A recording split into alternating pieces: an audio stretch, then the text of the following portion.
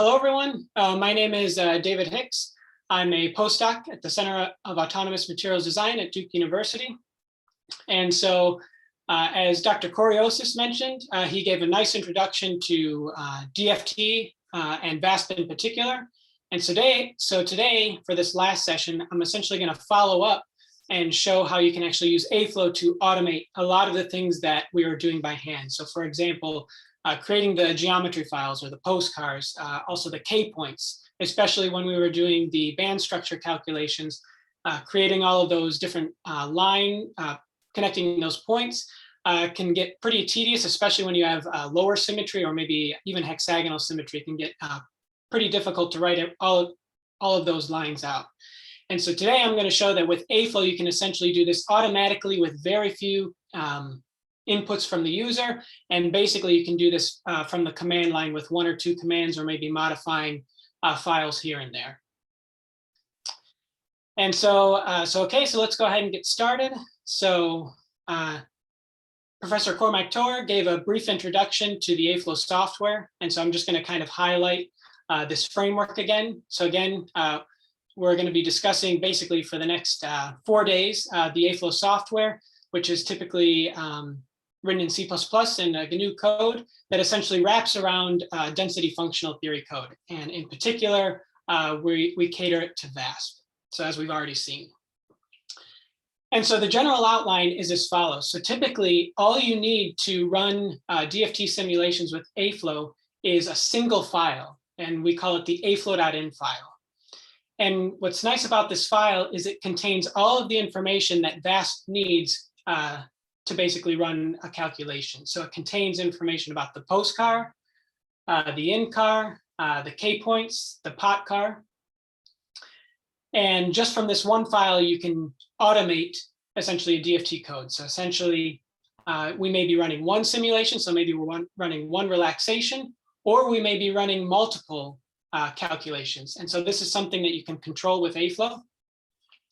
And so again, AFLOW will generate these, run them, and then there's also some error handling techniques as well. So for example, there's some common errors that you might encounter with VASP, maybe symmetry errors or maybe K-point errors. And so AFLOW, if it can, will actually try to grab these errors, fix them automatically, and rerun the calculation for you. So again, it's a really nice automatic tool. And so once we have a successful calculation, there are many, many different AFLOW modules that will handle post-processing. So we can extract some of the electronic properties, thermal properties, elastic properties, also structural properties. So we're running symmetry and many other modules. And so basically the remainder of the week, we'll be talking about these different modules. And then I think tomorrow or the next day, Dr. Marco Esters will be talking about the aflow.org repository. So basically how you can access some of the AFLOW data. Okay, so I think we'll just go ahead and dive right into it. So we're actually it's going to be a little more interactive. There won't be an exercise session. So we're actually just going to be running the simulations or running these commands as we go. So I'm actually going to go ahead and switch to the PDF version just so it's a little easier to work with. And so hopefully this is large enough for everyone to see. If not, I can change the font size. Okay, so the first thing that we're going to do just to navigate to the correct directory is, again, if you're in desktop, we're going to go to day 1. And then we're going to be doing session 2. So A2, AFLOW and DFT. LS. And then again, the PDF is there, but we're going to be going into the exercises directory. All right. And so the first thing that we're going to start with is we're going to go into the subdirectory 1. So it's 1 AFLOW in. Okay. And so I also have a README here. So let me just clear, and then we're going to cat the README. Okay, so one of the first things actually before we do this is I'm going to actually go through these commands here. So essentially with AFLOW, as I mentioned, a lot of these creating the input file is you can do it with one command. So for example, if you have a postcard already, maybe for instance, you got it from another database, or maybe from an experimental paper or something, or maybe another theoretical study, maybe you have the geometry file. And so from this, AFLOW can read it in and create the aflow.in file to basically automate this calculation. And so the command for this is simply aflow -- postcard to aflow.in, or sorry, aflow in. And then, as Marco said, we can just redirect the file in. And so this is the command. And it's going to print it to screen by default. So instead, if you hit up on the arrows, then you can redirect the output to a particular file. And so we're going to call this aflow.in. Okay, so if we do ls, we can see that we've created a new file. And then actually from the command line, you can do gedit, or in this case, let's maybe do view for now. So view aflow.in, and we can see the contents of the directory. And so I'm actually going to be going over this in a little bit, but you can see that we've generated this output or this input file. So I'm going to quit first, and then I'll go through actually the contents of this. But I wanted to show you that the different ways that you can create different geometry files or different aflow-ins based on certain geometry files. So if we look at this next command here, we can actually use aflow to generate a particular structure from scratch. So we're not going to use an input file. In the last case, we use the postcard, but now we're just going to use a single command, no input from another file, but just from a single command. And so that's given here. So we can generate, for example, the Heusler structure by using this aflow proto command. So if we type aflow -- aflow _proto equals, and then in this case, we need to pass aflow a label that corresponds to a particular structure type. And so today you're kind of just going to have to take my word for it or take this command for granted. But tomorrow I'm going to discuss the syntax for this command in a little more detail. So for now, you just have to trust me. But the label for this particular geometry or prototype is T0001.A2BC. And then we want to specify, so that's a particular prototype structure, and we're going to decorate elements onto this structure. And in this case, it happens to be a ternary. And so we need to specify 3 elements. So we are going to do copper, titanium, and zinc. And if we do this, then it actually creates automatically an aflow-in file. And you'll notice that it created essentially a directory tree structure. So first it created a directory called aflow data. And then this next layer is actually the alloy system with the pseudopotential information. So in this case, copper, titanium, zinc. And then this last layer is that prototype designation. So this corresponds to the Heusler prototype. And so if we do ls aflow data, and then if we use tab for autocomplete, then we see that there's actually an aflow in there. And so this is actually a nice format, because now we can create many different structures, maybe different polymorphs of the copper, titanium, zinc alloy system. And then we can basically have different subdirectories for the different structure types. And so again, with aflow, you can do this automatically. But one thing that I want to mention, or we'll kind of see this recurring theme as we discuss creating geometry files and aflow-ins in aflow, is that aflow always wants elements to be in alphabetical order. So this is just a convention that we've adopted, because otherwise, if you don't have some type of convention when you're generating many different geometry files automatically, if you don't have some convention, then you may end up decorating incorrectly. And so this is just a convention that we've imposed in aflow. So it has to be alphabetical via species. But with a single command, you can generate multiple prototypes or multiple aflow-ins. So let's go ahead and do this. So again, we're using the aflow command. So aflow --aflow_proto equals. And so again, we're going to be using the same prototype, T001.A2BC. And then we're going to do a comma, comma, and then we're going to specify another prototype label. So this is TFCC001.ABC. Again, you'll just kind of have to take my word for it that these are valid prototype labels. And then we're going to specify multiple species per site. So basically what we're going to do is we're going to create a geometry file for all possible combinations of these prototype labels and these decorations of the elements. And so we're going to separate each site by a colon. So on this first site, we're going to specify silver. Then we're going to also have one that has gold on it, copper, iron. So that's the first site, then a colon. The second site is manganese or titanium. And then the last site is just going to be zinc.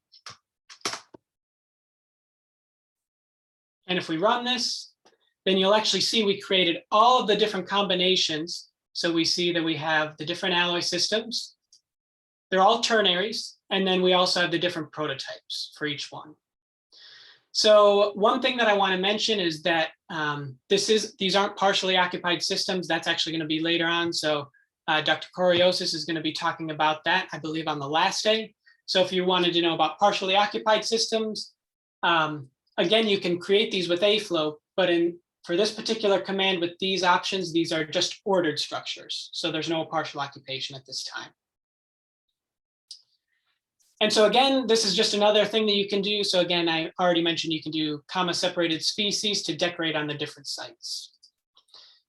So are there any questions about this? I know I kind of threw a lot of different combinations at you, but in general, the idea is that you can create these aflow.in files with a single command, and also multiple aflow-ins with a single command via aflow. And I guess maybe I kind of got ahead of myself, but in case you aren't already using this, you need to have the aflow module installed. So if you do module load aflow, that should already be installed. Otherwise, these commands wouldn't work. So are there any questions up to this point? At least just to create the aflow.in. In the next slide, I'm going to show you actually what the contents of the file are. But if there are any questions, feel free to post in the chat or unmute yourself and feel free to ask a question.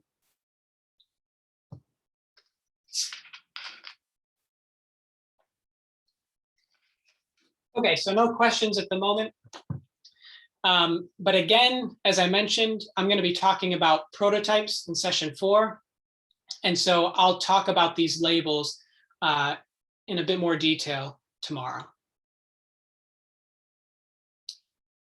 Okay, so what are the contents actually of the aflow-in file? So if we do ls, we can look at a particular one. So let's go ahead and just actually let's look at the one that's already in this directory that we're looking at. So we can do view aflow-in. And just so we can see it a little better, set no wrap. There we go. So it's a little cleaner to see.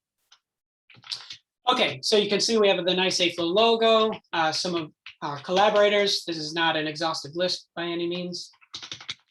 But really what I want to draw your attention to are the corresponding lines that we have here. So on the left, I've kind of outlined it here, but then on the right, this is the actual file. So in the aflow-in, it basically has everything that VASP needs to run the simulation automatically. So at the top, typically we have the system name. So in this case, aflow defaulted to the alloy system. So in this case, it's copper, titanium, zinc, and then the prototype or geometry designation. Next is the VASP binary. So in our case, it probably says VASP standard, so you can see, and that's because they were running on a particular machine. And so in this case, on this machine, we know that the VASP binary we've run in the first session was VASP standard. So again, AFLOW now knows what the VASP binary should be called. There's also some MPI information. So if you're running via job scheduler, or if you have multiple processors on a particular node, then you can specify some MPI options here. Below this, we have some directives to AFLOW. And so, for example, you can do a symmetry analysis, which is done by default, and I'll be discussing that in session 3. And you'll notice that in the AFLOW in file, we sometimes have lines that start with a hashtag and some that don't. And so if it has a hashtag, it's basically our comment. Otherwise, if it doesn't have a hashtag at the front or #, then it's telling AFLOW to perform that directive or use that particular option. So in this case, we're calculating the symmetry. So as of today, we've only really focused on geometry, file relaxations, or density of states calculations, or band structure calculations.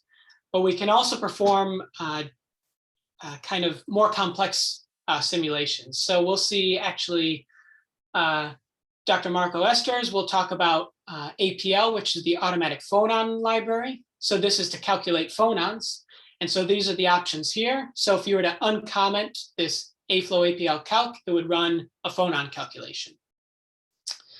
Similarly, we have another module, which is known as the Quasi-Harmonic Approximation, so QHA, and Dr. Andrei Smolyanyuk is going to be talking about that in session 11. There's also the AFLOW, or the AAPL module, which is the anharmonic APL. So if we kind of go beyond the harmonic and quasi-harmonic approximation, you can perform these calculations with AFLOW. That's a little bit beyond the scope of this particular series or this workshop, but you can do these calculations. And I think they'll at least highlight it in their sessions, I think, Andre and on the last day. You can also do thermomechanical calculations. So Professor Cormac Torr is going to be talking about this in session 6. So this is the automatic Gibbs library and the automatic elastic library. So you can calculate things like Poisson ratio, different strains, stress calculations. So we'll see a little bit more on that. And then here at the bottom, this is kind of where we get back to the simulations that we were running today. So here we have the calculation type, and I'll go through this in a little bit more detail, but you can perform multiple relaxations. You can perform a static calculation, bands. So if you need the band structures, you can specify that here. There's also information about the pseudopotentials. So this is default. We use POT PDE.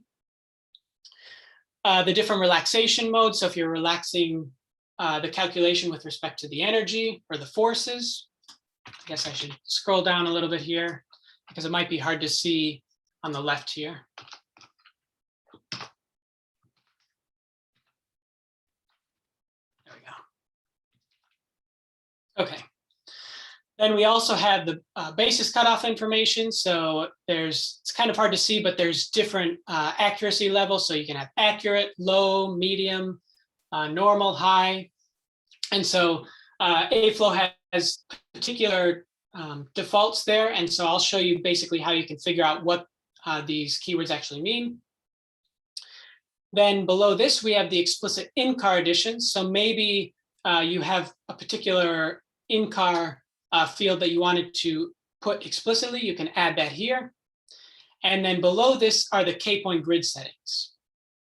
And so Corey mentioned this a little bit before, but there's the different K-point meshes. So there's, somebody had a quick question. How do we get the recordings of these lectures? So I believe these will be available. They may not be available the next day or even later today, because I believe we have to, I think these are all one long video, but I believe these will be available to you. So maybe at the end of this session, we can comment on that for everybody, but they should be available to everyone. But great question. Okay, so the K points, we can, we'll see, I'll discuss this in a little more detail, but we may have on-course packed or gamma centered. And so this is something that AFLOW will determine automatically by analyzing the symmetry. And we'll see that in a little bit.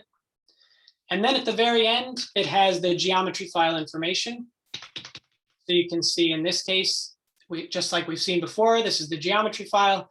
And below this, this is the pot car information, so the pseudopotential information.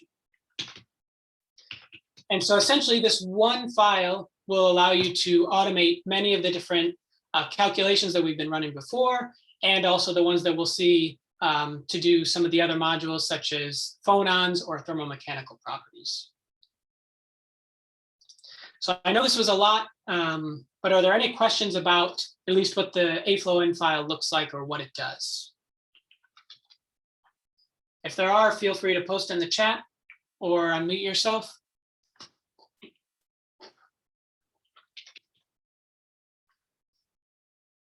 Okay, yep, and Marco mentioned that, yeah, we'll be uploading these videos to the AFLOW school website. Okay.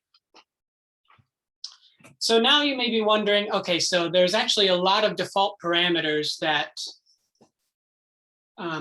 that must go into this, because if we can only use one command to generate all of this, there may be some default or standard that AFLOW is going with. And that's indeed the case. And so we've actually published on this. So this is actually available at the DOI here. And I actually provided the paper for you. So if you'd like, you can follow along. So again, if you go into the folder, and then if you go into the exercises. So yes, good question. So actually the PDF that I'm about to show you now, so somebody asked if there's a PDF manual of AFLOW. There's at least some PDFs on the different settings. So that's what I'm about to show you now. We do have a lot of Readmes. So that's another thing that's a little more technical. So if you wanted to look at different options or commands, we also have Readmes, which I'll show in a little bit.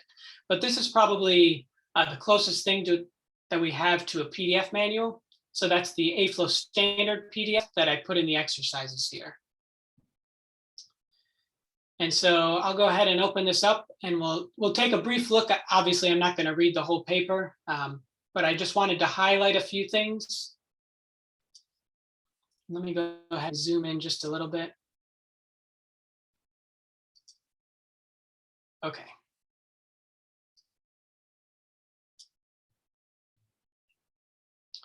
Okay, so this is the AFLOW standards. Let me zoom out a little bit. Okay, there we go. So this is our AFLOW standard, I guess you could say manual. And so basically we've rationalized why we have certain parameters or settings when we automate these calculations. And so on the left here, I've kind of summarized some of the key points. And so, but the first thing that I want to mention is that typically AFLOW will perform or can perform a sequence of calculations. So typically, if you're given a geometry file, the first thing that you want to do is you want to make sure that it's in a local minima of the energy landscape. And so typically you would perform a relaxation. So somebody had a question. Josiah, several options in the AFLOW file were commented out, like the MPI and AEL. Are there options you can append to the various AFLOW commands to activate? Yes, that is correct. So I'll actually be showing that in a little bit. Actually, when we do some of the exercises, I guess I can show you now. But so there's a few ways you can do it. One of them is via the command line. So actually, if you run AFLOW --AFLOW proto just by itself, no label, it's going to give you basically some usage information. And so you can see that basically it's telling you how to use the command and then also some options. So you can change, for example, the potential. You can specify the module. So if you're doing a phonon calculation, or if you want to basically specify or change the AFLOW via the command line when you create it, there are some options here. So that's a quick answer to your question. I'm actually going to show that there's actually a few different ways that you can customize the options. The other, I'll talk about in a little bit, it's the aflow.rc file, but great question. But yes, these commands will essentially, or can uncomment those lines in the aflow in automatically. Okay, so we'll go back to here. So, okay, so you can perform multiple calculations with aflow. And so typically, if we wanted to do, let's say we wanted to do a relaxation, then do the density of states, and then plot the band structure. The general sequence that aflow would do is it would do a single relaxation first, then it would do a second relaxation, then perform a static calculation, and then bands. And it'll do this automatically. And so the reason typically that we do this is, one, we want to make sure that our structure is fully relaxed. So we do the first relaxation, and the second relaxation is basically to make sure that we're not in a local minima, and we try to find the global minima if we can, or global minimum. And essentially we call this an annealing step. Then after the calculation is fully relaxed, then you would do a static calculation. And then after that, you can do the band. So this is similar to what we did in Dr. Corios' session, where we did a static calculation first and then the bands. So somebody had a question. The list of options or switches is quite large. Is there a README library, like support for auto-completion? So there isn't support for auto-completion, but again, or read line library, sorry. So no, we don't have an auto-completion for this type of thing. But again, we do have, again, I'll get to that in the next slide, the aflow.rc. And so you can, it might be difficult to always, change these options for every structure that you're running. And so you can create an aflow.rc file to kind of customize it, do it once, and then you're done. And we also have readmes, look up the different options.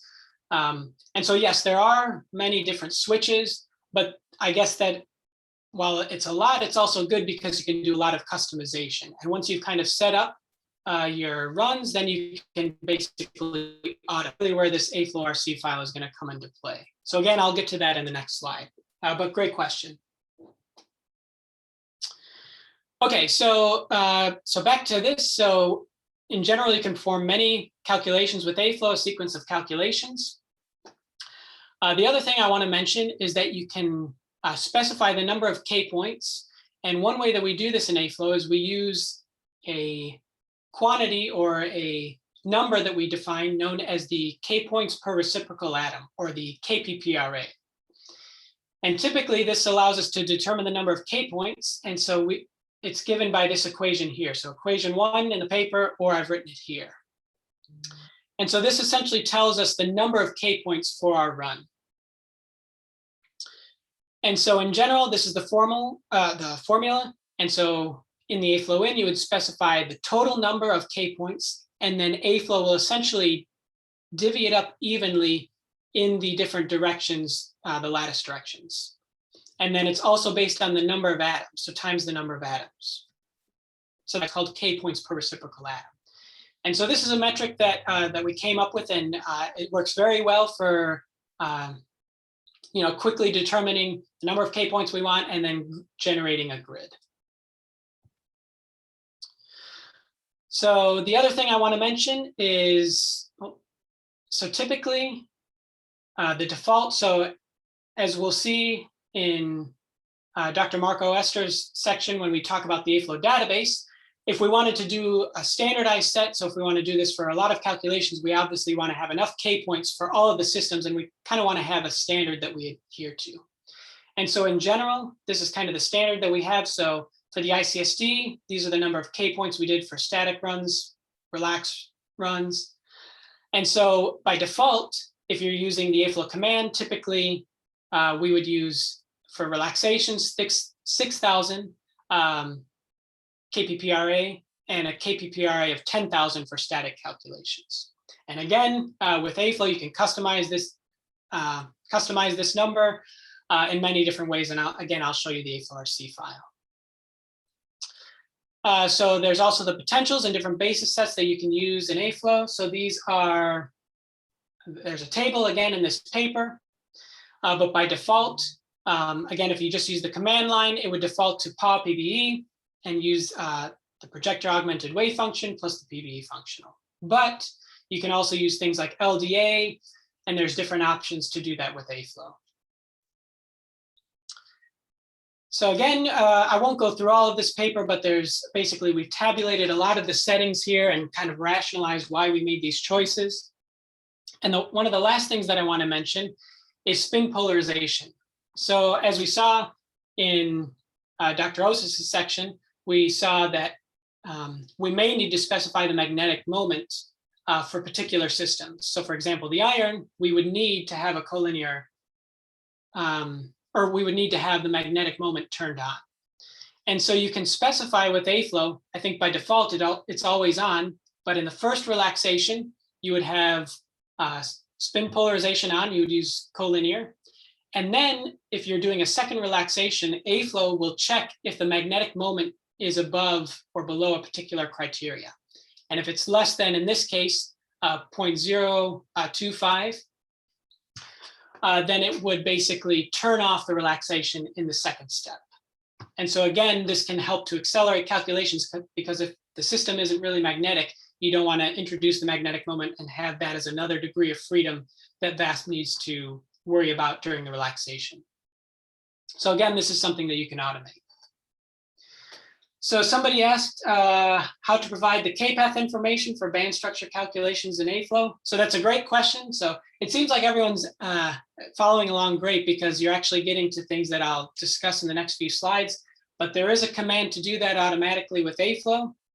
And so I'll show that in a little bit. So again, as you saw in the previous section, you actually had to type all of that out, but you can use AFLOW to generate this automatically. So I'll show that in a little bit. So maybe I won't answer that question yet. But if it's unclear when I mention it, feel free to ask again.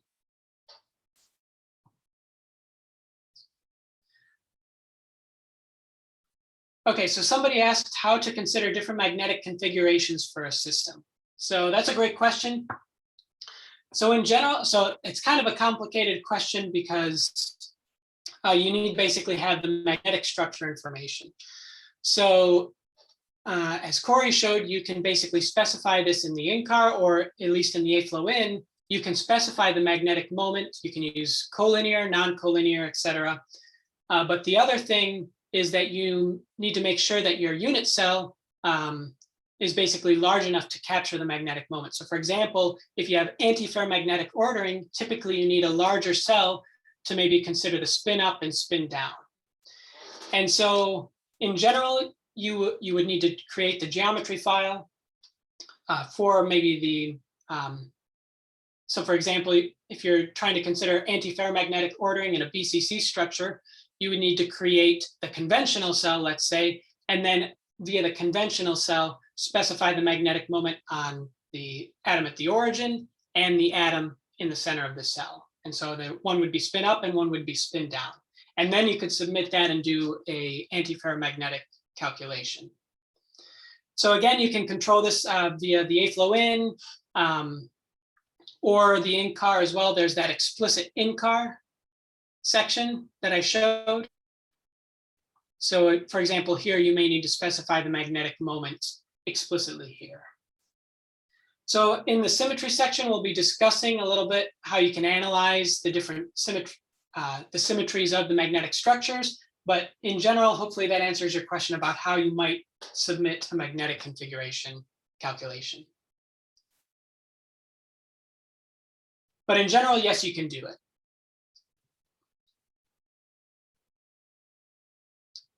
Okay. So I think the last thing that I wanted to mention about the AFLOW standards paper was the other thing is you can perform DFT plus U calculations. So if you have strongly correlated systems that have D and F electrons, then you can use AFLOW to do a DFT plus U calculation. And then the last thing, as we saw in the last section, you can also specify the convergence criteria. So typically AFLOW has a particular cutoff. But again, here we kind of rationalize the different cutoff values.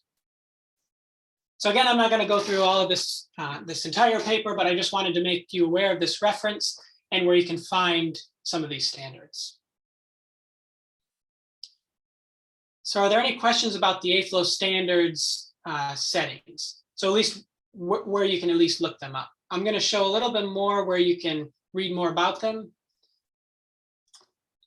and actually how you can control them as well.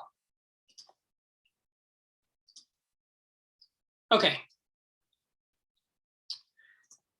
So let's go ahead and go back to the terminal and let's go into the second exercise directory. So this is to AFLOW.rc. So one of the questions I think from Josiah was basically kind of controlling these options. So one of them, yes, you can do via the command line, but the other is you can use the AFLOW.rc. And so the AFLOW.rc file, if you're familiar with configuration files, it's essentially a place where you can store some of the default settings on a particular computer. So in the case of AFLOW, you can store some of the settings, parameters. So for example, if you wanted the number of relaxations, the relaxation scheme, the settings for a particular calculation, so for the phonons, partial occupation, you can specify some of the settings there, so that way you don't always need to either modify it by hand or append maybe one of these options to your command. You can also change some of the default names. So maybe if you don't like the way that we name certain directories, you can kind of change that. And then the other thing that you can do is you can customize or specify certain file locations for a particular machine. So I think I already alluded to the fact that you can specify the VASP binary. So if you're on your particular research group's cluster and you have a particular name for the VASP binary, you can specify that here. Or if you have the VASP license and you have access to the POC cars, then you can specify the location to the POC cars automatically. So things like this. And so in general, when you download AFLOW and you compile it, it'll actually put an AFLOW.rc file in your home directory. And as Marco mentioned, these files that have a dot prefix are hidden. So it's a hidden file. But for now, I just put a copy here so we can take a look. So let's go ahead and view the AFLOW.rc. And let's just take a quick look. So in general, you can see that there's a lot of different options here. One thing that I want to mention is AFLOW will typically zip up files for you to save space. So if you're running calculations and the calculation finishes successfully, it'll zip it up. And so you can specify the file extension. By default, we use XZ because we found that that's one of the best compressions for our use case. But you can also do something like bzip2, things like that. So here's some other defaults that you can change. So if you wanted to rename some of the files for certain analyses that we'll see later on, you can change that here. If you wanted to change some of the symmetry output file names, you can change that here. So again, a lot of these may not make sense because we haven't seen a lot of the modules yet. But you can specify the VASP default binary. So in this case, at least the copy that I have here, it says that the VASP binary is VASP46S, but you can change that for the particular system. For the POC cars, you can specify the location of the POC cars here. For the different K-point schemes, so for example, I mentioned that AFLOW will automatically determine the K-point scheme may be based on the symmetry. So it might use Moncourse packed or gamma-centered. And so that's something, if you use the auto keyword, AFLOW will determine the correct one to use based on the symmetry. I mentioned that the KPPRA, so the number of K points, if you wanted to change that from our default 6,000 for relaxations, you can change that. For static calculations, you can change that. If we continue to go down, there's many different options. So there's a lot of this here. And so it may be a little overwhelming, but again, we do have a nice README. So I'm going to go ahead and quit the file. And so I would encourage you to look at this maybe later on to see kind of what customization you can do. So :Q. And let's just see what the README says here. I think it actually tells you. Okay, so again, I mentioned earlier, you can run this command to see some of the command line options you can perform or add to the AFLOW.rc. But if you wanted a full list or a full rundown of the different options, you can run aflow -- readme equals AFLOW.rc. And it's going to print this to the screen normally. So I'm going to pipe it or redirect it to a file, which I'll call readme AFLOW.rc. And again, you can view this. And here we can see that we have a full overview, the different defaults. So basically a description of the particular variable, the type it is, so whether or not it's a string or a number, and then what the default value typically is with AFLOW. So I would encourage you to look at this to see what the defaults are, what they mean, and then you can kind of see, okay, this is how I can change it to cater to my own workflow.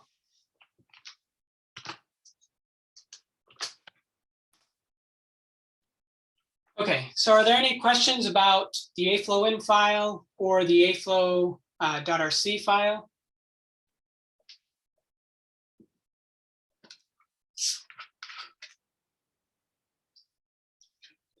Okay, so it looks like we're okay.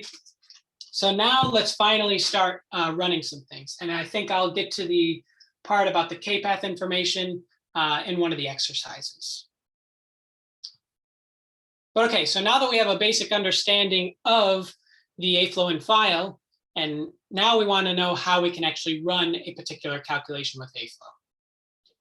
So appropriately, it's with the --run command. So if you do AFLOW --run -d specify or indicates that we're going to specify a directory where the AFLOW-in is. So this is, you can specify a particular directory where your AFLOW-in sits. And so that's what you do to run a particular AFLOW-in. A few other options that I wanted to mention is there's also this ---- monitor. So this is nice if you're running on a particular cluster and you want to see how many resources you're consuming. You can do this aflow ---- monitor. And so what this would look like if you're running a job submission script, you would basically create a log file, and then maybe you would specify this ---- monitor command and then run the calculation. And all of this would go to a log file here. So this is kind of an example submission script or the lines that you would add to it. One other thing that I want to mention, we're not really going to see today, but you'll actually see more with the phonons section and also the thermomechanical properties, is that typically we have a lock file with AFLOW. So let's say you're running a particular calculation in a particular directory. As soon as AFLOW starts, it's going to create a lock file. So that way, if you're running things automatically, you don't run on the same directory again. So if you're running multi-processes, you don't want to access the same file and run, duplicate calculations. So AFLOW will automatically create a lock file that says, okay, this directory is running. It tells maybe another instance of AFLOW, don't come to this directory, I'm already running. But what's useful is that maybe you run a relaxation and then you want to run a phonon calculation on top of that. So you would need to specify a different lock file. And so you can use this lock option. So you would use lock, in this case, maybe apl.lock. And so again, this allows you to automatically run particular simulations in a directory, and then you can run more simulations or different simulations in the same directory. So this is actually a really nice feature if you're trying to run things at a high throughput level. Okay, so let's go ahead and actually see how we can run AFLOW and do a few exercises. So let's go to the command line and let's go up one directory. And let's go into the energy directory. So C3 energy. And to kind of compare against what Dr. Osis did, let's go ahead and see, use the same systems, but how you would calculate it with AFLOW instead of creating all of the files by hand. So let's go ahead into the aluminum directory. And you can see we just have a README in here. So if we cat the README, these are the instructions. So our objective here is we need to create an AFLOW in file for aluminum structure. It's going to be FCC in the primitive representation. We're going to perform one relaxation with no spin. So how do we do this with AFLOW? So I've given you hints, which are more than hints. It's basically the directives. So we're going to use, again, this AFLOW proto command that I mentioned. So we will run AFLOW -- AFLOW _ proto equals. So this label is a little different than what we've seen, but again, take my word for it. This is a valid label. And I'll talk about this more tomorrow on what this actually means. But it is case sensitive, so make sure that you type it correctly. So it's A_CF4 225 A dot A colon aluminum. So again, if you remember this colon syntax, it's colon AL. So we're decorating with aluminum. And then again, take my word for it that this params, we just need to specify -1. So this is basically telling us the parameters for this particular prototype structure. And I'll discuss this more, but basically the -1 signals that we're doing a Vegard's law type scaling. So what this means is we're taking the particular elements in the structure, in this case aluminum, and we're going to scale the structure based on the size of that element. And basically it's kind of you would basically count the number of elements, what type of element, and then you would determine a type of volume that would be suitable for the elements in your system. So if you run this, it may not work. I guess if anyone else is getting this error, I think I know what the issue is. So we would need to do, we just need to have a clean aflow.rc file.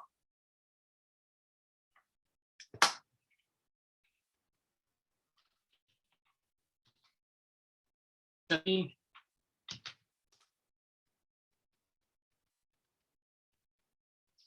did not work for me. Is anyone else getting this error, or is it just me?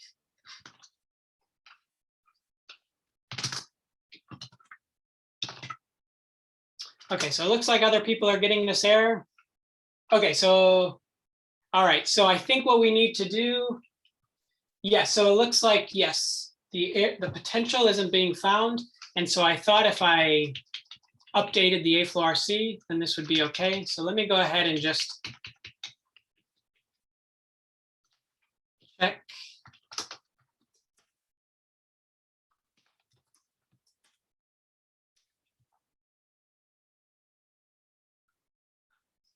I believe it should be there. That might be my fault. Give me just a second. Okay, no worries. You might want to make it the first one on the list. Share apps sudo rasp pp. Okay. Because yeah, it writes through the list in order. Okay, yeah. Yeah, we could do that. I think it should still work, but I can do that just for now on mine to see. But yes, so we'll wait for Lisa to see if that works. But in general, I'm just going to do this now.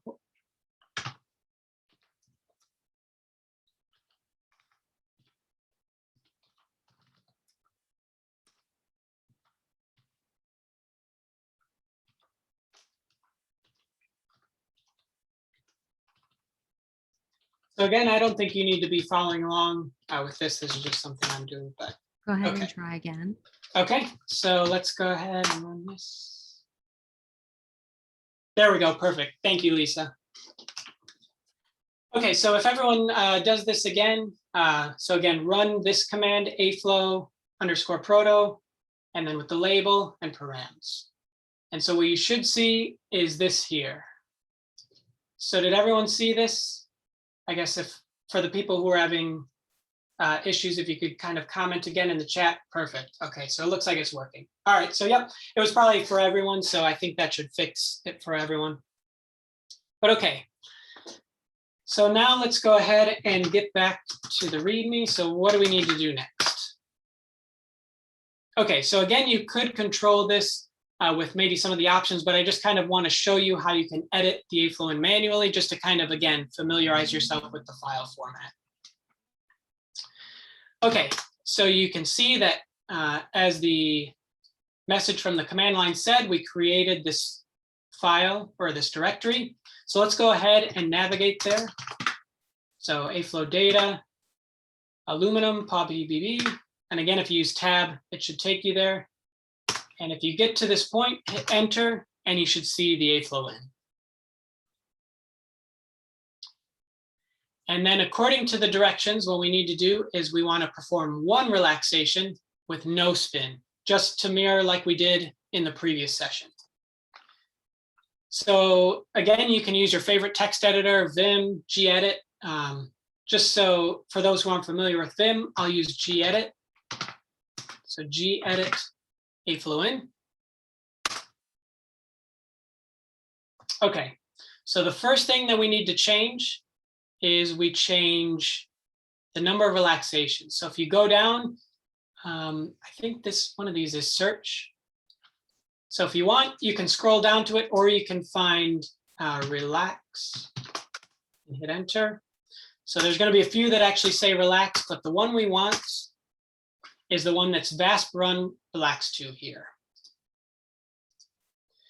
So by default, the number of relaxations we perform are 2.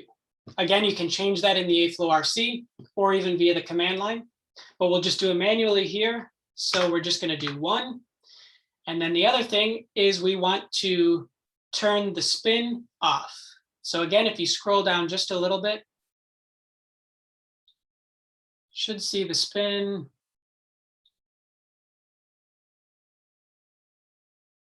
Here it is. Okay.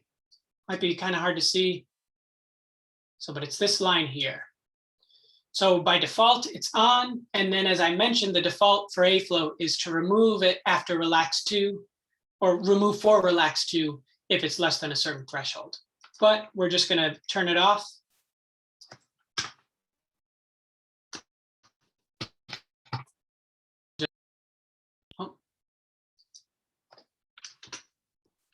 Off.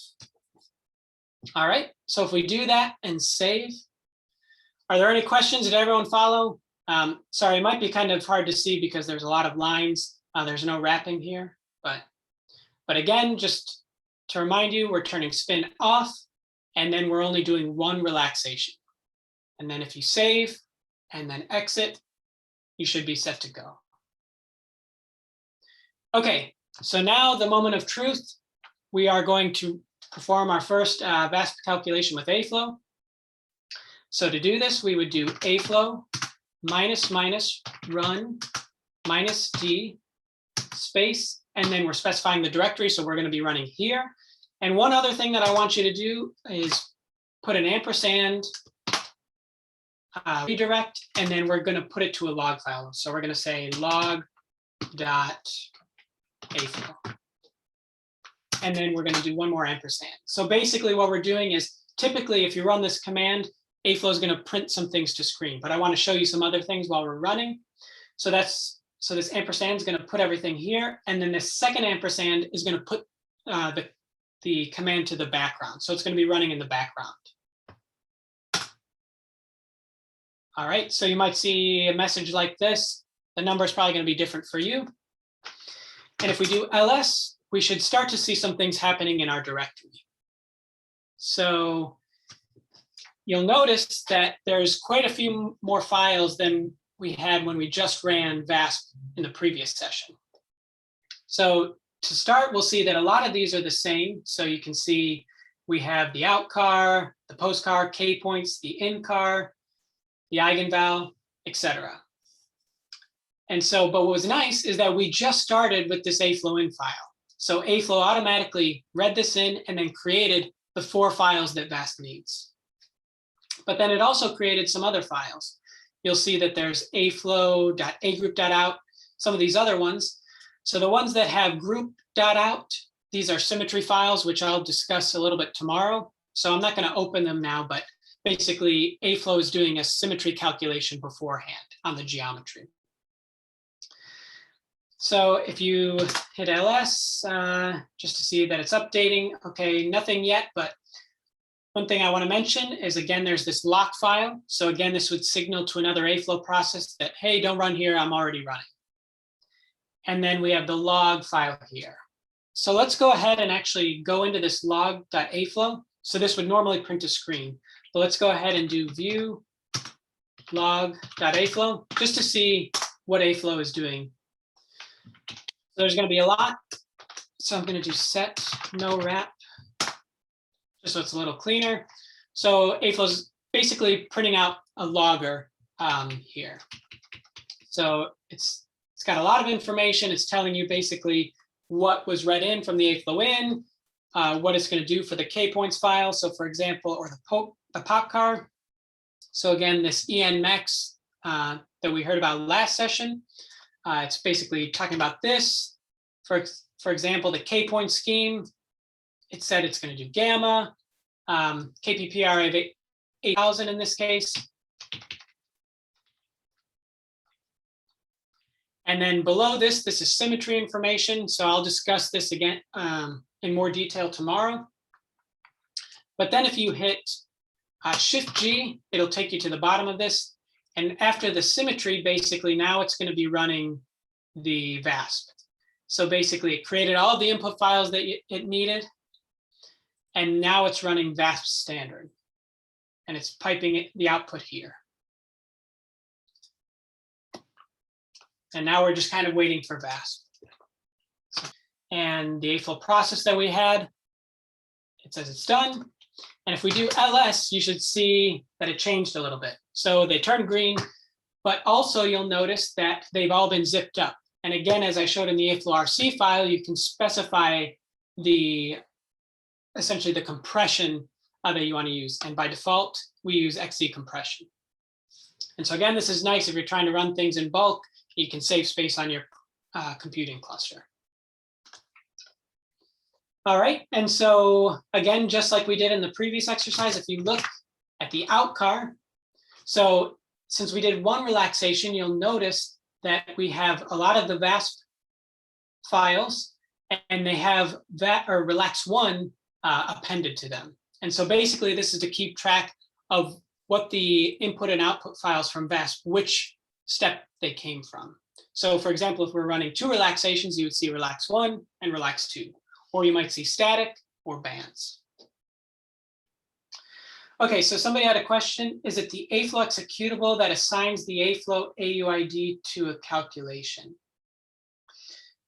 So are you talking about for the database, or I guess that's the only AFLOW AUID that I can think of. So yes, that's something that AFLOW will calculate. So for running, yes. Okay, so internally, so if we were, for instance, going to put this in the repository, then AFLOW will basically, when we want to publish this online, we're going to have an AFLOW AUID that would correspond to this particular calculation. So we will see a little bit more, I think, in session 5, I think. So with Dr. Marco Esters, you're just curious at which stage the AUID is assigned. So yes, at this stage, it isn't assigned yet. I believe it's later on that really it's not a stage that we're really going to be discussing in this workshop, because it's more for the AFLOW consortium. When we want to publish the particular calculation, we would use the AUID, and so that's essentially a different process. But yeah, great question. I mean, I can comment on this real quick if you don't. Sure. Yeah, go for it, please. The AUID, the AFLOW unique ID is really just a database thing, or a database assignment. So you can, as a user, look at a unique AFLOW entry. It is assigned in a post-processing step that we have after the calculation is performed that essentially prepares the calculation to into a representation that we use in our database, and that's where we get actually assigned an AUID. Before that, an AUID is maybe not particularly useful. It's really only for like cataloging purposes that we do that. Right. Awesome. Thanks, Marco. Thanks for clarifying that. But yes, okay. So, all right. So the other thing that I wanted to mention for this particular example, so I don't know if people remember the energy result after this calculation, but let's just go ahead and check the outcar. So again, this is the file name for the outcar. So we're going to do VI, or you could do view. Maybe let's do view to be safe so we don't edit it. Oh, actually, I don't think view is going to work because it's zipped, so we probably need to do VI. There we go. Yep. Okay, so if we go all the way to the bottom of the file, so if you do Shift G, again, you should see the normal CPU time. And if you scroll up or maybe search, if you're familiar with searching, you can do TOTEN, so total energy. And then if we go to the bottom again, so Shift G, and then Shift N will kind of does a backward search. So in general, to be honest, I don't remember the number off the top of my head in the previous session, but essentially, hopefully this is comparable to what we ran before. And again, what's nice is we just did this with a single command minus some small tinkering of the aflow.in file. Okay, so are there any questions about this single relaxation calculation that we did? So again, it was supposed to be analogous to the first session. If not, then looks like we have about 25 minutes left, so I think we'll be okay. So let's go ahead and go to the next exercise. And again, we may have to go up a few directories since we were a little nested. All right, so we want to go back up to the energy. Oh, and also maybe a useful command. If you do PWD, it'll tell you basically where you are, what the path is, where you are in your path, essentially. So it'll tell us, okay, we're in day 1, the particular O2 session, exercises in 3 energy. So if you kind of get lost, that's a quick way to figure out where you are. So LS, and now let's go into the iron example. All right, so let's take a look at the README. So in this case, again, we can do a similar thing. And we're going to use a similar example that we used in the first session. And we're going to create an iron BCC system. And we're going to perform, again, 1 relaxation with 1 spin. Or sorry, with spin. So it's going to be spin polarized. So again, we're going to use our trusty aflow prototype command. So we would do aflow minus aflow underscore proto equals a CI2 229 a capital A colon FE, so iron. And then again, this params indicates this Vegard scaling of the volume. If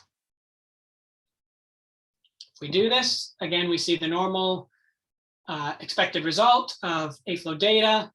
Then we have the particular alloy system, in this case, it's just iron, and then the particular geometry or structure prototype is given by this designation. All right, so we're going to go ahead and navigate in here. And then we should see we've got the aflow in there. All right, and so in this case, actually, let's go ahead and use gedit. Sorry about that. Gedit aflow in. And in this case, the directions were, we're going to do 1 relaxation with spin. So again, we can use this VASP, search for VASP run. All right, so that takes us right to the line we wanted. Again, we're doing one relaxation. And then if we scroll down, spin on, so we can already see that the spin is already on. So again, that's a default that you can change if you'd like, but it's already on. And we don't have more than one relaxation, so this won't really matter, but just so it's clear, it's just going to be spin on. All right, so we save and exit. And so we're actually not going to run this one, I think, just because of the interest of time. But you'll notice that I did pre-calculate it for you. So we can at least take a look at the output. So if we actually go back up a few directories. But again, if you wanted, you could run it maybe on your own time. If you'd like, you can again do the normal run command. So aflow -- run -d and the path to the directory. Maybe you can do it maybe later on.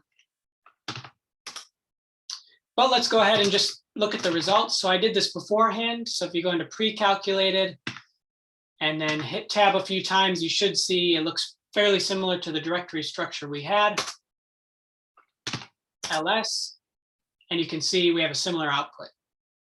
So a few things that I'll highlight is let's go ahead and look at the in-car. So let's look at the in-car orig. So this is basically the original in-car. That's the first input to our calculation. So in-car orig, I believe. Oh, sorry, it's relax one.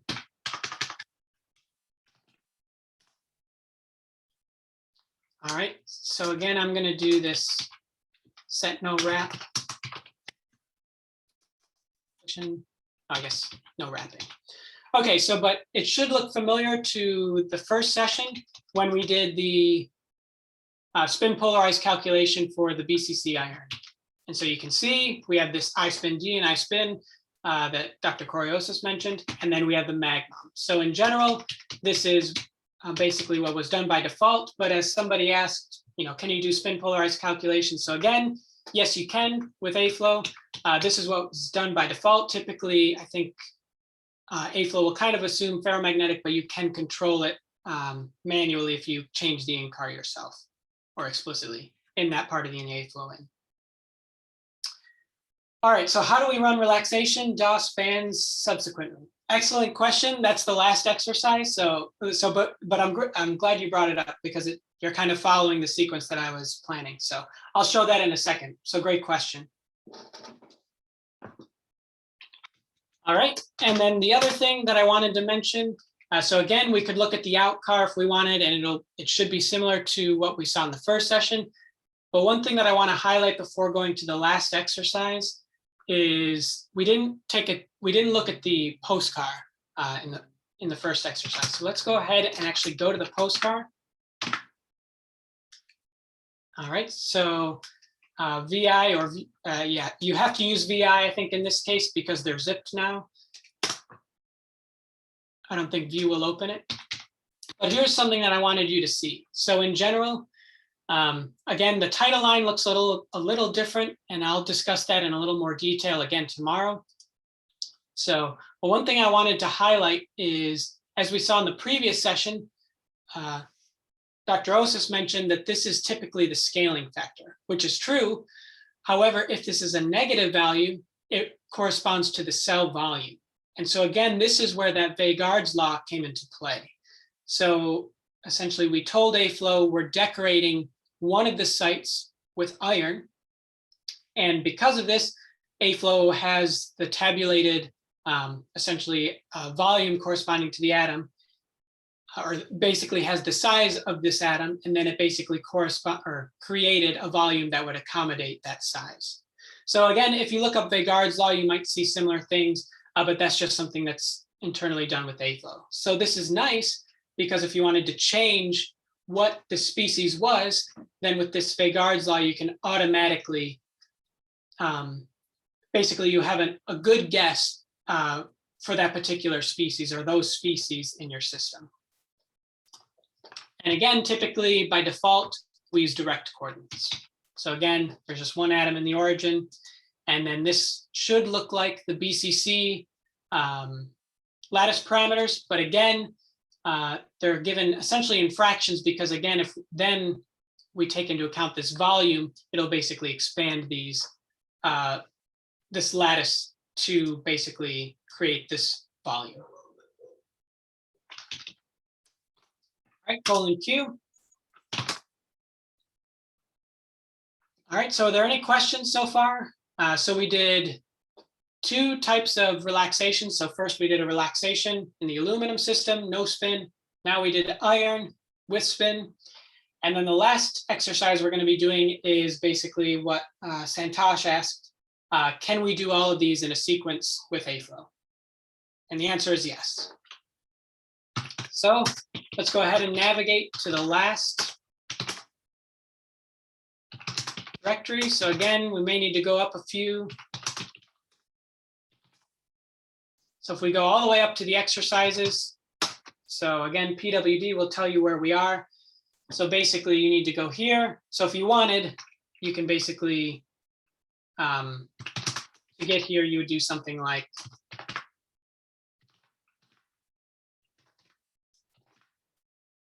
so again, if you kind of get lost in the directory tree, this should work for everyone to get to the exercises. All right, LS. And the last one we're going to do is, it's in this fourth directory. So CD4, DOS, and band structure. Again, we're going to do the same exact system that we did in session 1, which is the silicon system. All right, let's cat the README to see what we're going to be doing. All right, so we're going to be determining, or we're going to be running a calculation for the silicon system, so the diamond prototype. So again, this is like we did in the previous section. And now we're going to be doing a relaxation. So 2 relaxations, static and bands. And in this case, we're not going to do any spin. And just, again, we're not going to run this system in the interest of time. The reason why these typically take longer than what Dr. Osa showed in the first session is we're typically using a higher K point or a higher KPPRA, which corresponds to a higher grid. So actually, for example, in the aluminum, the KPPRA that we were using equated to the 20 by 20 by 20. So it's not that it's running slow, it's just with AFLOW, you're using a higher precision. So that's one of the reasons why we're not going to run this system, is because with AFLOW, you typically want to use it. We want the calculations to be reliable, so we're using a higher K-point grid.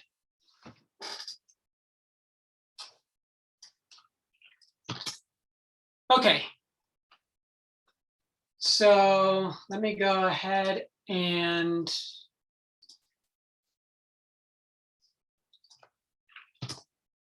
all right, so yeah, I guess we do have some time. We got 12 minutes, so maybe we can at least run it, and we'll run it in the background. But in the interest of time, if it doesn't work, we at least have the pre-calculated, so we can at least start to run it. So, all right, so this is the command that we need to run. Again, we do aflow minus aflow underscore proto. This is the particular label. Again, I think we saw this earlier. Or actually, this might be a different, yeah, this is a different prototype. All right. Again, we're going to be decorating this particular structure with silicon. And again, we're going to be using that Vegards. So params equals -1. We do this, we should get our usual. All right. Now let's go ahead into the AFLOW data.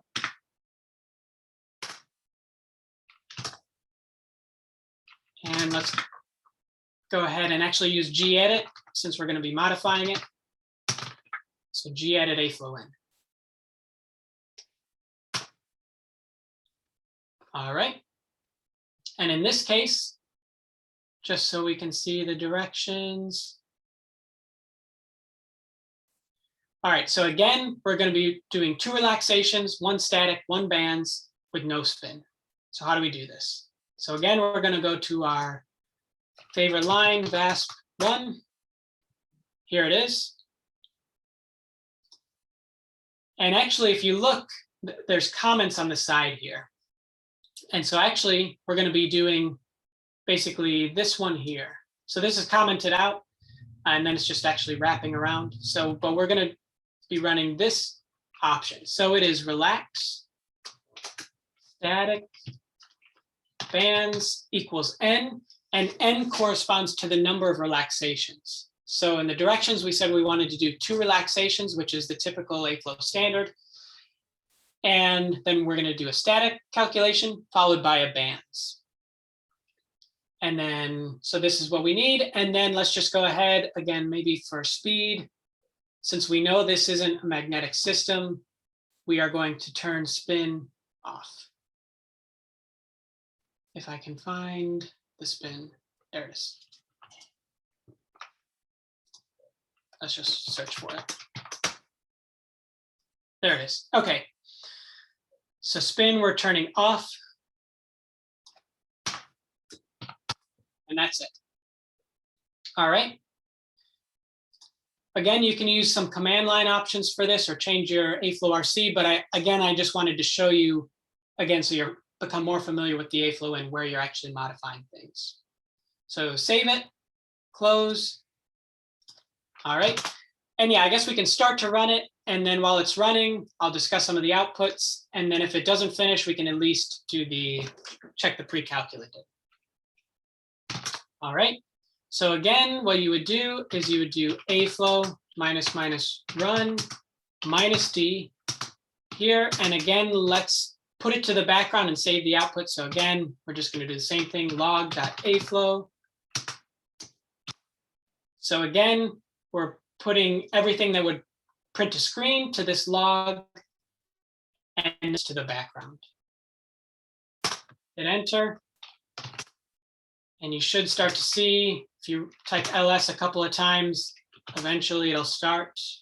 And we'll start to get this. So it will take, again, it might take a little longer. It may not finish by the time our session ends, but at least maybe if you come back later, if your session doesn't end, you can find the results. So one thing I want to mention, kind of going back to Santash's question is, if you're doing this all sequentially, before in the previous session, we had to copy over, for instance, the charge car or link some of these files. Again, this is something that AFLOW will do automatically. So basically, we did one command minus some option changes, and now we're just letting it run, and we don't have to do all of these extra processes. So while this is running, one thing that I want to highlight is probably one of the most cumbersome parts of the previous session was the k-paths. So specifying that. So again, with this command, AFLOW is already doing it under the hood. So actually, we're not really going to see it until we look at the output. But if you actually wanted to see what the k-points file would be, what you can do is while this is running, we can cat the postcar, excuse me. So again, this is our geometry file. And if we want to know what the k-path would be for the band structure calculation, given this particular symmetry, again, the symmetry may change upon relaxation. So really you would need to do this command for after the static calculation. So the conc car essentially, but you can do cat postcar. And then as Dr. Esther said, we can pipe, and then we do aflow -- k-path. If you run this, there you have it. So you can see that at the top, it's actually giving you the geometry file again in a particular representation. So this is the AFLOW standard representation. I'll be discussing that a little bit more tomorrow. So it's a particular representation of the structure. And then this is the line mode that we had to type by hand in the previous session. But you can do it with one command with AFLOW because it's doing the symmetry analysis for you. And then given that symmetry, it creates the k-points file that you would need. And so for FCC, we had to type a lot of things, but essentially you could use, you could refer to the paper. But as we saw with some of the other exercises, sometimes we had to take into account the lattice parameters, calculate what alpha was, beta. Again, with AFLOW, you can do this automatically. So if you have something, a hexagonal structure, or maybe even triclinic, and those can get pretty difficult to type out or even figure out, AFLOW would do that for you automatically. So this is a very useful command. And basically, after all of session 1, hopefully we convinced you that doing this on your own can be pretty difficult. But with AFLOW, we can do this automatically and help to speed things up for your own workflow. So are there any questions about that?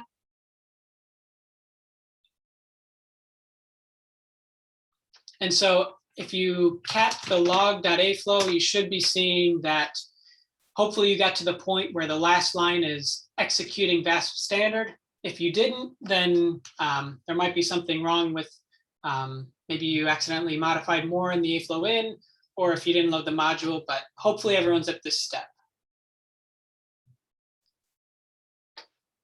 And so are there any questions?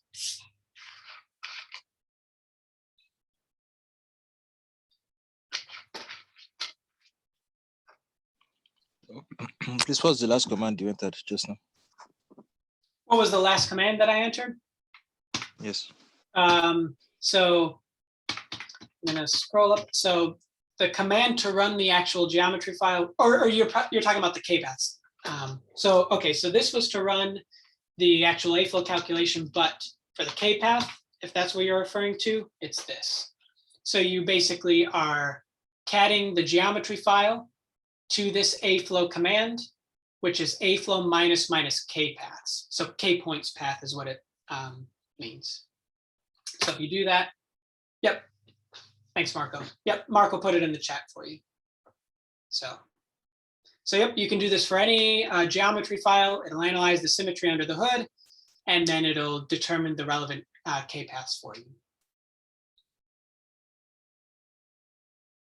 Any other questions? Otherwise, we'll do the very last part of the exercise. All right.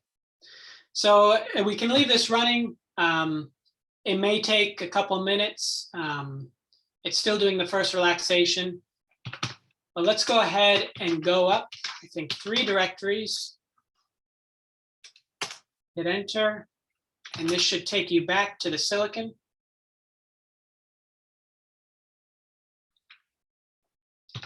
And let's go into the pre-calculator. So again, I did this for you just in the interest of time. Yes, so good point, Cormac. So there's kind of 2 ways you can do it. As Marco showed in the primer, basically the idea is that we need the geometry file to be passed to the AFLOW command. So you can either pass it via the pipe, which was what Marco showed in the chat, or you can do it with the essentially the redirect or the funnel that Cormac showed. Both will work. AFLOW understands both ways of doing this. So whichever one you prefer. But yes, thank you. Okay, so got a couple more minutes, 2 minutes. So the last thing that we're going to do is we're going to do the plotting functionality just to kind of see, do we get the same results?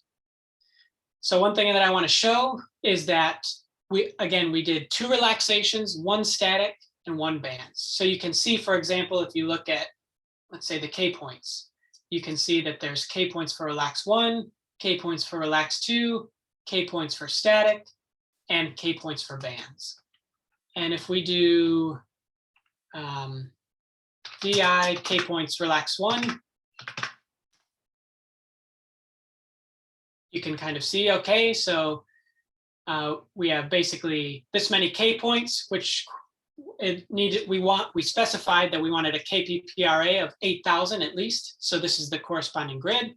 It's gamma centered. If we do k-points relax 2, again, it's again another 8,000. And for the static, it's going to be a bit more, or it should be. In this case, I guess it did 8,000 again. So again, maybe my AFLOW.RC is different. And then for the bands, it should be the line mode as we see here. So again, AFLOW did this automatically. All right, so the last thing that we're going to do is, I think I have to cat the README, see what we need to do. Okay, so we're in the pre-calculated directory, and we want to do a similar thing that we did in session 1. So we're going to plot the bands DOS, and then we're also going to do the atom projected. So I think we'll see this a little bit more in some of the other sessions when we do basically projections for the density of states. And so there's an option for this too. So the first thing we'll do is AFLOW -- plot bands DOS. Again, if we wanted, we could also do the band gap that Dr. Coriosa showed. And you should see it's actually very close to what we had before, about 0.6. So again, it's consistent with what we ran before. All right, and then just while we're here, we're going to run this other command for the atom projected. So AFLOW -- plot DOS print. So you can change the file format. So in this case, let's do PNG, and then we're going to do projection. Again, I think we'll see a little bit more of this. I'm just kind of going fast since it's already 6:31 Eastern time anyway. All right, so if we do LS, you should see that we have two files. We have PDF and PNG. So let's go ahead and see what they look like. Go into the exercises. We're in the last folder, silicon. And pre-calculated silicon. Scroll down. All right, so we can look at the PDF. So this should look very similar to what we had in the first session. Again, we see that it's it has a band gap. It's an indirect band gap. And then we can also look, and here is the atom projected density of states. In this case, it's just silicon, so maybe it doesn't look too interesting. But if you have more elements, then it would do it for the different elements. Okay, so I think with that, the last thing that I wanted to say is, I know I gave you a lot of information, and a lot of people were asking about the different options, what they mean. Can AFLOW do this? How do you kind of control these options? So again, I would recommend looking at the AFLOW standards paper. The other thing that I would recommend looking at are the READMEs. So I'm going to navigate up a few directories just so I don't put it in this directory. Then we would do AFLOW -- README equals AFLOW. So this has a lot of information about the aflow.in. So readme.aflow. And then again, I already showed you the AFLOW.RC, but again, you can run that command and then redirect the output to the file. And if you look, it gives you a lot of information about the different options. And also in the aflow.in itself, it does tell you a lot of the different keywords here. So you can feel free to read up on it. And this should be a very comprehensive list and description of what you can do. Okay, so it looks like somebody had a question. If we simulate disordered systems, then will we have different k-paths for each cases than the parent one? How to compare the band structures then disordered versus parent? All right, so that's a good question. I can answer part of it, I think, and then I think maybe Dr. Osis can maybe follow up on it. So in general, yes, disordered systems may have different k-paths. Again, you'll see a lot more of the disordered systems, how we model that with the particular POC module. And so for the particular derivative structures, those could have different symmetries, and so they could have different k-paths. But in general, there's also a way that you might be able to relate it back to the parent structure. And so there are a lot of different things you can do. I guess in the context of this workshop, I don't know, again, Corey may talk about it a little more, but I don't know how in depth we'll be talking about band structures of disordered systems. But in general, yes, you can use the k-paths on these derivative structures and the parents, and you can compare them.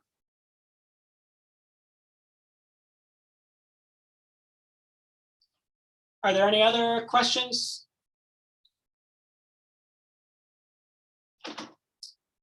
Okay, so I guess if there aren't any other questions, and then again, I guess for the last question, we'll probably discuss this more on the last day. So that's when we'll be talking about disordered systems. So maybe you could follow up then.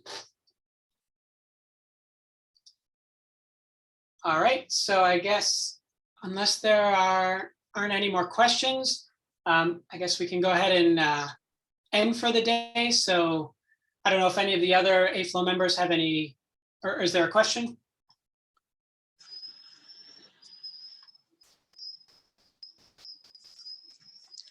Please, can AFLOW be installed on the laptop? Do I need the HPC? No, you don't need an HPC machine. Actually, you can download AFLOW on your personal machine. Again, you won't be able to run VASP necessarily unless you have a license, but you can do a lot of these external or post-processing commands. So you can analyze the symmetry. You can do a lot of post-processing, structural analysis, generate crystal structures, et cetera. And you're going to see a lot of that within this week. But I would go ahead, if you would like to install it on your own machine, we actually have instructions to do so online that Dr. Esther has created. So I'm just trying to get the link. So if you go to our main page, and then if you go here, I'm going to put it in the chat. Oh, Andre beat me to it. So yes, if you click on there, there's instructions on how you can install it on a Mac. Windows, you'll probably need to use the WSL, so Windows Subsystem for Linux. Or if you have Linux as well, it should be fine to download there or install there. As long as you don't have Windows 8 or earlier and you have to rely on SIGBA, everything should be smoothly. And CentOS doesn't have the install AFLOW script. We currently not supporting CentOS because there's a lot of manual finagling you got to do, and I haven't had the chance to automate that yet. Right. Okay. But yeah, so feel free to go ahead and look at that if you'd like to install it on your own machine. And then I guess with that, before we end, I'll just kind of give a brief introduction of what we're going to be doing tomorrow. So if you look at the syllabus, so tomorrow, hopefully you can see, so we'll be talking about symmetry. So that'll be 2 parts. Then we'll talk about structure prototyping. So this is basically, again, how we can generate these crystal structures.